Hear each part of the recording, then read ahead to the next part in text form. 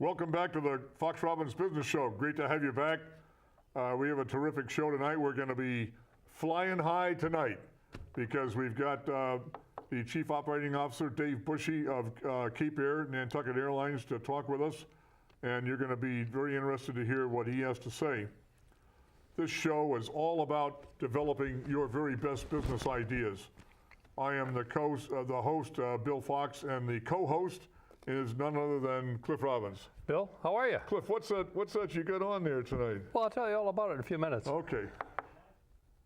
Anyway, this show really talks about encouraging the growth and expansion of existing businesses or the starting of new businesses, all of which is aimed at providing long-term, interesting, and higher-paying careers for people on the South Coast area.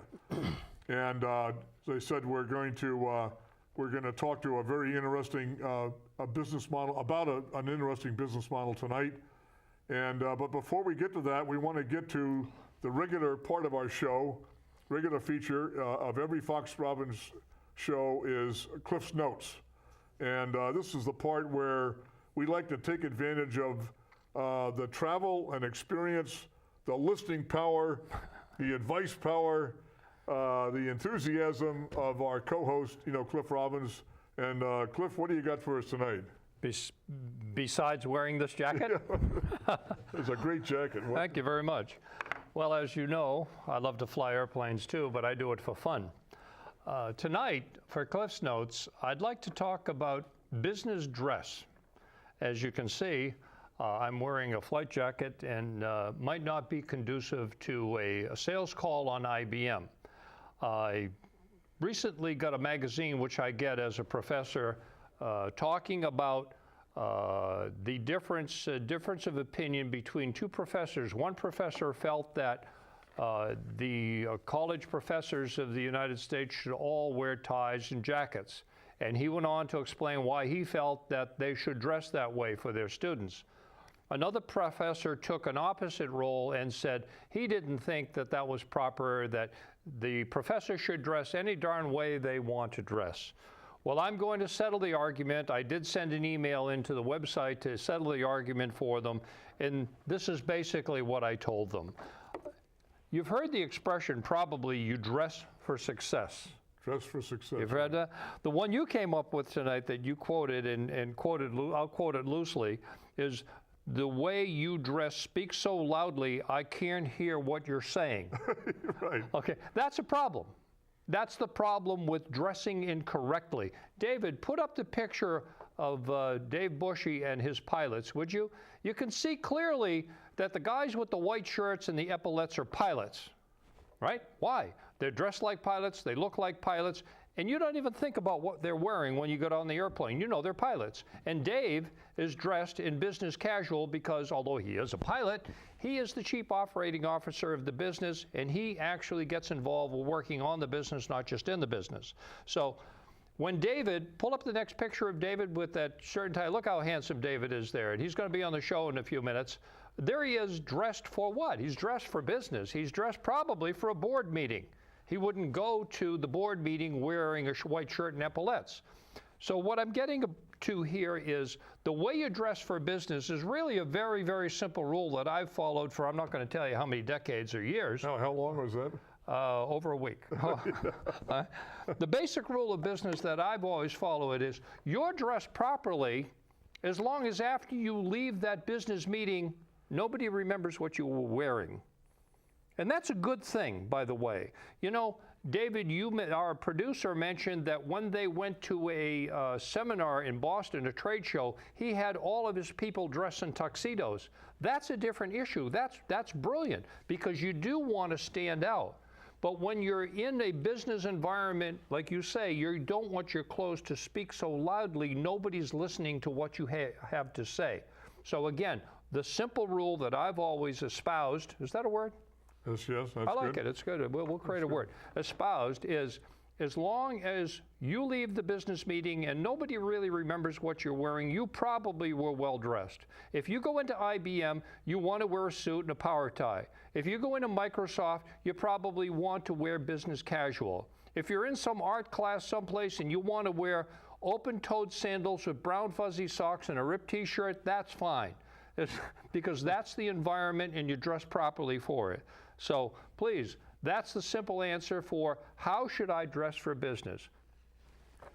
That's good, and I remember reading quite a while ago, it was in the Wall Street Journal, about people in the earlier days, in the early part of success, like the paleobronchitis like Microsoft or Silicon Valley, and people would go and call on those businesses, dressed with a dark suit and a tie, with a business attire, and look freaky. Right. To their culture. But to their culture, they didn't think about the culture. Absolutely. Anyway, we ought to keep that in mind. Keep good dress in mind and be appropriate, please. Tonight we're going to talk to Captain Dave Bushy, who is the Chief Operating Officer of Cape Air Nantucket Airlines. Dave has been a commercial pilot for 31 years. He was with Pilgrim Airlines back in 1978, and then he joined Delta. And at Delta, he eventually became the Senior Vice President of Flight Operations. And then he joined JetBlue in 2003 there as Vice President of Flight Operations. He is now, as I mentioned, the Chief Operating Officer of Cape Air, which is, by the way, Coach, is the largest independent regional airline in the U.S. Headquartered right here on Cape Cod. Right here under our noses. How about that? That's a good, Probably all the more reason to talk providing some good jobs, too. Right, providing good jobs. They're operating in New England, Florida, upstate New York, Mid-Atlantic, Caribbean, and Micronesia. We better ask Dave about that. Is that west of Microsoft? It's out west somewhere. Yeah, okay. Guam. And he, but at Cape Air, he's responsible for system operation, flight operations, scheduling, airport services, and planning. So he's got a full plate, I would say. He sure does, yeah. You guys, we're going to come right back to Dave and ask him a lot of questions, and I know you're going to want to hear this interview with Dave. So don't go away. Stay in there. No fair running to the refrigerator. Stay cool. Don't click the button, and we'll be right back in a second. Welcome back to the Fox Robbins Show. Thanks for not running to the refrigerator, and thanks for not using the old clicker to go to some other show. You wouldn't dare do that, because we're going to be talking to Dave Bushy. And Dave, no landings in the Hudson recently, or No, sir. Nantucket Sound. No landings in Nantucket Sound, right? Good. No, but I do admire that. I do too. Yeah. It's quite Atlantic. David, welcome to the show. Good Great to see to you. be here. Good to see you. Thank you. Your resume, which Fox read, said that you started your career with Plymouth Airlines. Is that correct? I think it was Pilgrim Airlines. Pilgrim Airlines. Pilgrim. Oh, was that in 1620? Yeah, Pilgrim Airlines. How long after 1620 did you start? Well, I was interviewed by Phil Brick. Oh, okay. All right. So tell us a little bit seriously about the history of Cape Air. Well, Cape Air, we just celebrated our 20th anniversary. Congratulations. Just a couple days ago. Cape Air started with a dream. Dan Wolf, our founder, started the airline using a lot of the models that had been used previously, but he very successfully launched service from Provincetown to Boston, and then over the years built. He started with one aircraft, and we now have 60 aircraft. He decided in the first few years that being a seasonal market, you do have to deploy your assets in other regions. So we started moving the fleet, a lot of the fleet south, and over time now we migrate a considerable number of aircraft, as many as 23 to 25 of our 60 402s, Cessna 402s, down to San Juan and Florida and other regions throughout the country. We now operate, as you said, in many, many regions. It's been a very successful model. It really is built around people, though. If you treat your customers well, and we have a motto called "Make our customers happy and have a good time doing it." It's called Mocha Hagati. If you use that model, that overcomes a lot of fancy business cases that are written because it really gets to the heart of what a customer service company is all about. We provide safe, reliable, fun service to our customers, and I think that's the key to our success. Excellent. How's business been for you? You were mentioning that June was the wettest month since 1904. I can't remember that far back, but that's what Okay, I was going to ask you, the Wright brothers started in 1903. Now, David, you've been flying since 1620. Tell us a little bit about how business has been generally for Cape Air. Well, as we all know, we've been going through a rough time with the economy. Right. We projected that bookings would be down a little bit in what we call our legacy markets. Fortunately, our customers came back quite a bit this summer, where we're down just a few percentage points in many of our markets. That's a home run. That is a home run. People still want to get to their vacation homes, and they still want to take a time off to relax in the summer. So we keyed onto that. We were hurt by the tough weather in June, but the traffic came back in July and August, and it was supplemented by the diversity. Well, we've diversified as a company, and I think that's the key to success too. Don't depend on one model that's going to get you through forever. Diversify and come up with new ways of handling your business. One thing we've done very successfully is go into essential air service routes, which are routes that aren't very well traveled, that are partially or completely subsidized by communities or federal government. And we now serve places like Rutland, Vermont, Plattsburgh and Saranac Lake, Messina, Ogdensburg, Watertown out of Albany, and the Mid-Atlantic, Lancaster and Hagerstown, as well as a couple cities down in the Caribbean. And that diversification has helped. Well, that reminds me, because it was said in talking in the press that with deregulation, that the airlines, being the United, American Air, Delta, all the big guys, they would feel free to abandon routes that were, in their view, less traveled or less profitable, less promising, and that passengers would be left in the lurch. And it sounds that maybe that's true. But what you've been able to do is move into what may have been a vacuum created, by that, to find those routes that are good for Cape Air, Nantucket Airlines, but may not be the most propitious places for Delta or United. Well, they certainly aren't propitious for the larger aircraft and the larger airlines. But for us, with our 9-seat airplanes, we can provide something that other people can't do, and that's frequency. You combine that with great and reliable service. Places like Rutland, we've got a wonderful relationship with the community. We love serving Rutland, and I think they really like our service. We have a very high degree of reliability in terms of both mechanical and weather situations, where we can make it much more often in terms of high 90% reliability into those markets. Whereas some of the other larger carriers, when they tried to stretch one aircraft to go to 3 or 4 destinations, it just flat didn't work. So our frequency helps us a lot. Right. That's great. So you saw an opportunity, and there you had a strength in that you fly a 9C402, and then you're offering this frequency, and you're being successful in routes that they can't possibly be successful in. So that's how you're differentiating your business model. That's right. And brilliant. As a result, we actually transport almost twice as many people a year to Rutland, Vermont than our the previous incumbent in that market did, and they had larger aircraft. Now, I know that a lot of people in the audience would say, gee, I have an existing business and I want to expand, but I'm scared. And how do I do that? Have you worried about losing control? I mean, you've got now, when you had operations here on the Cape, between here and Boston and down in Nantucket, and that was all well and fine, but now you're in Florida, upstate New York, and the Mid-Atlantic, down in the Caribbean, and then of all places out in the Pacific, Western Pacific. Guam, right? And how did Cape Air make that expansion and not break down in communication and control and efficiency? How did that happen? Well, that's always the challenge whenever you grow, because you've got this small group of people that work together and they know how each other operate. we had a really good foundation, and we've built on that foundation. That foundation is based on very safe, reliable service, but it's also based on a strong customer service relationship.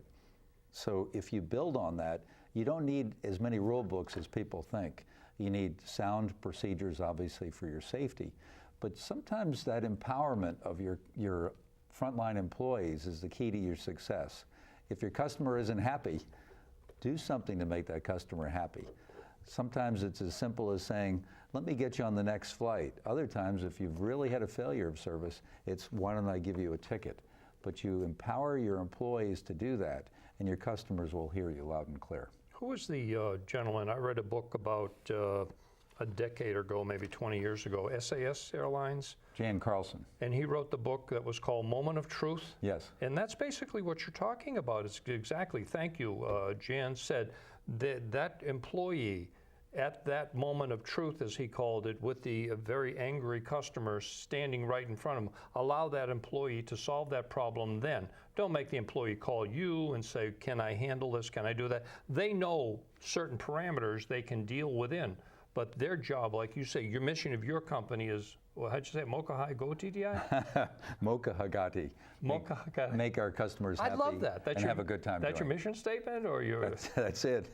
But everybody, that becomes the guiding light, the beacon by which you run the company. As you said, you don't have to have, 44-page manual. That's what we're doing here. We're going to make our customers happy. And by doing that, quite frankly, your employees are going to be a lot happier because they're not facing angry customers. That's right. Absolutely. You do need really good manuals when it comes to maintenance, and we have the best maintenance in the business. And you need procedures in the aircraft. Well, you need procedures to go through to make sure you do everything right when you start her up, right? Including the cool shades, right? That's right. But when it comes to customers, obviously you process the passengers in a safe and compliant way, and you make sure that the ticketing is proper. Right. But how do you treat those customers? Right, that's the key. That's the key. And that's the difference that Cape Air is making for the customer. So, yeah. Maybe that's why they're coming back. We hope so. Well, also, you must have a relationship with a community. I heard you say a few minutes ago, you said, we have a good relationship with Rutland. Well, no, Rutland's not a person, that's a city. How did you make friends with a city? What are you doing there? Well, everything's about relationships in life. If you develop that relationship with the mayor, with the airport manager, with the Chamber of Commerce, with all the key stakeholders, and then you connect with every customer, it makes a huge difference. We've gone into markets where people said, who are these guys from Cape Cod? And we send people who understand Mocha Agati there, and they start developing the relationship right away. That's the key. It's all about relationships in business. If you talk to your banker once a year and never talk to him after that, when you want to work with your banker, be it for a loan or a line of credit, he'll forget who you are. Right. That's the relationship needs to occur. We have a relationship with the regulators, the Federal Aviation Administration, at TSA, and all of the communities we serve. They're not just companies. They're not just governmental agencies. They're true business partners. We've talked on this show ad infinitum about CRM, Customer Relationship Management. That's exactly what you're talking about. And you're talking about really stakeholders when you talk about the city of Rutland. They're not necessarily a customer, but they're certainly an important stakeholder for you. And the FAA certainly is not a customer, but they're a stakeholder in all of the operations of KPA. And by maintaining good relationships with them, it's just smart business. Plus, it's more fun. Right. The thing is, in your expansion, Florida, upstate New York, Mid-Atlantic, fine, Caribbean, but this Micronesia, how did you guys end up in the Western Pacific? I mean, is that's a little bit of a leap, isn't it? There's nothing to do with Little Boy and any of that stuff. The secrecy of the moving the bomb to Guam. Right? Well, we actually do operate over Tinian.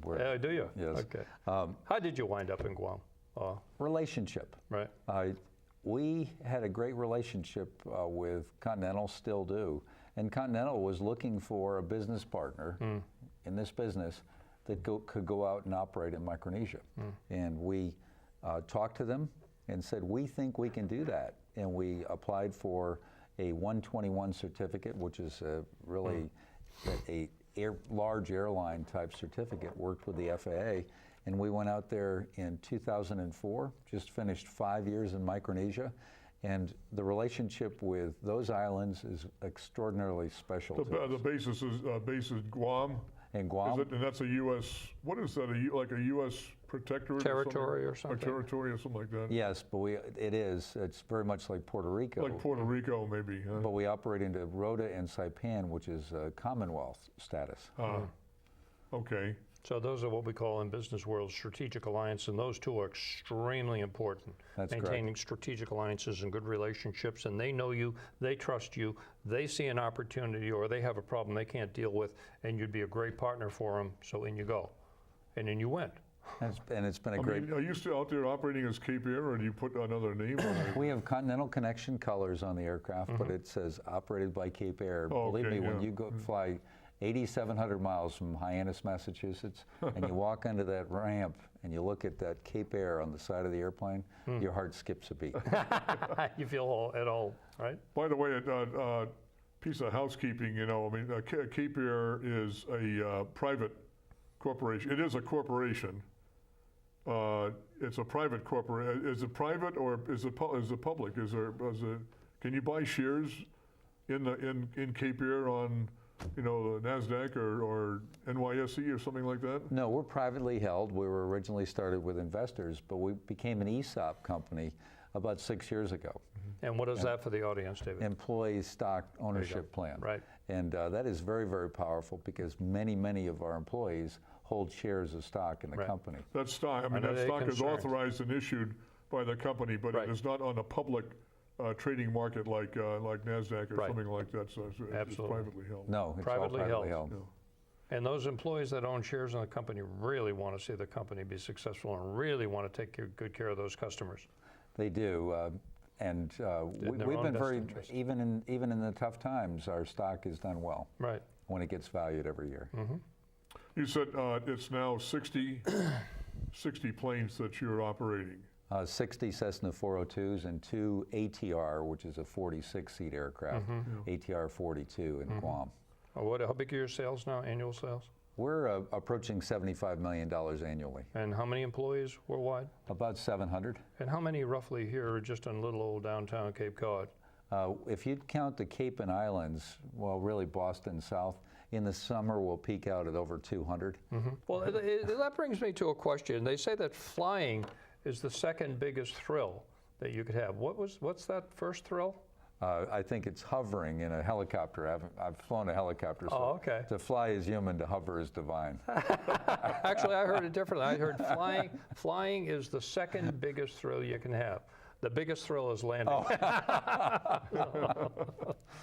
Yeah, and in the right place. Yeah, hopefully, not in the water, although that gentleman did one heck of a job getting that airplane down and saving all those people. Speaking of that, it's such a public event that the plane over the Hudson was the engines were injured or actually shut down, literally shut down by running into a flock of geese or something like that. Yes. Is that a problem, operational problem for your airline? With the props? Birds? Yeah. Birds are always a risk in aviation, but as you know, it's an extraordinarily rare event. What they ran into was something that occurs, well, I've been flying commercial airliners and 402s and a whole bunch of aircraft my whole life. And 30,000 hours? About 17,000 17,000, that's still a lot. It's very, very rare. How he handled it was even rarer. The man is a hero and did a phenomenal job. And you juxtapose that with some of the recent events that we're seeing, safety events that have occurred in the industry, and you see that we have our challenges. We are meeting those challenges at places like Cape Air. It takes a lot of work, it takes a lot of effort. We've in the last several years revamped all of our training programs for Cape Air. We've gone to computer-based instruction where our people can sit at home and do their annual training and look at modules on everything from de-icing to summer operations. Keep them sharp. Yes, and it's really good to do that because you have to continually innovate when it comes to the training realm.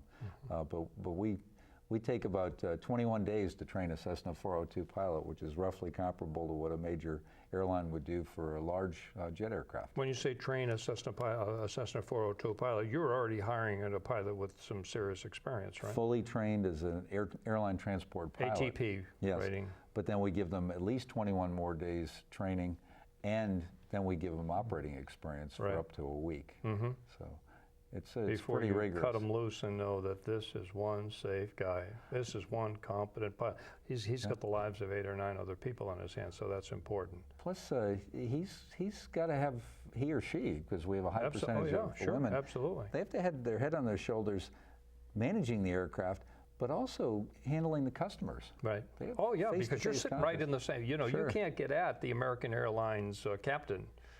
You know, he's behind a locked door now, obviously. But you're sitting right there, you know, with 8 customers right behind you. And, well, right next to you. One of them right next to you in the co-pilot. Oh, that's where I'm going to sit, right next to you, hopefully. Come on up. But it's fun meeting those challenges. Yeah. And we have a lot of colleagues in the industry that we're working with on things like that. We just went to, the FAA asked us to host a safety forum in Boston. I was asked to be one of the 3 chairpersons for the forum. There were about 100 people in attendance. We shared best practices for 5 hours for safety. That's fantastic. Yes. It was a lot of fun. Well, in safety, the regulatory environment, is that getting increasingly difficult, or is it static? The regulations that you have to comply with? The regulations are staying the same, but I think that rightfully so, people have to be observing them very, very carefully. So we work on them a lot. David, we're out of time. I can't believe it. I want to talk to you for another hour. I'm going to call you and take that flight to Florida with you and chat with you some more, because I've really enjoyed this evening, obviously being a sort of an amateur pilot myself. You have, what'd you say, 18,000 hours? 17,000 hours. I've got 1,700, so you've got a lot more than I have. David, thank you so much for being on the show. Thank you. Thank you, and good David. luck to you and Cape Air. Thank you. Hey, don't forget your jacket when you go. Oh, no, I'll have it Dress on. appropriately. Oh, yeah, He's giving it to me. I'm giving it to David for being on the show. Anyway, guys, thank you for watching the Fox Robbins Business Show. Again, this is a great show with Dave Bushy, and listening to his story about the wonderful success with Cape Air, Nantucket Airline. And thanks to our director, David Major, and Mary Alexander for keeping us floating here on the show. And feel free to send your comments about the show to foxrobbins@gmail.com. You can also see past shows or past episodes on the Google video library or at capemedia.org. And we'll see you guys next time. Thank you.